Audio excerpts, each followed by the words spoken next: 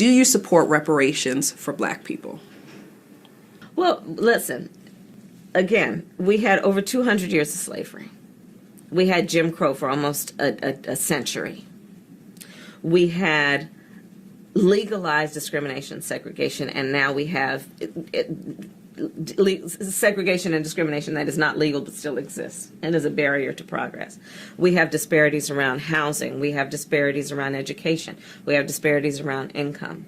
And we have to recognize that everybody did not start out on an equal footing in this country. And in particular, Black people have not. And so we have got to recognize that and do something about that and give folks a lift up.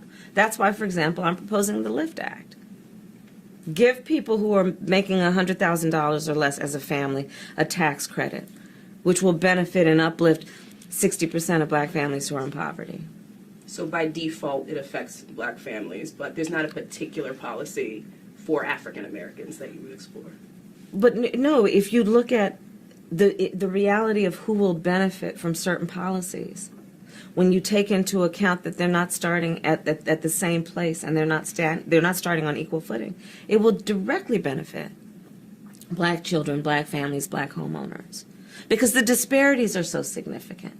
So if we focus on the specific issues that have resulted in the greatest disparities, and we understand that that's part of why we're doing it. Listen, the reality also is this: any policy that will benefit Black people will benefit all of society. Let's be clear about that.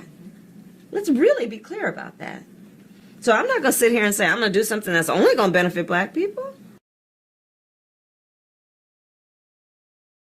So I'm not going to sit here and say I'm going to do something that's only going to benefit Black people.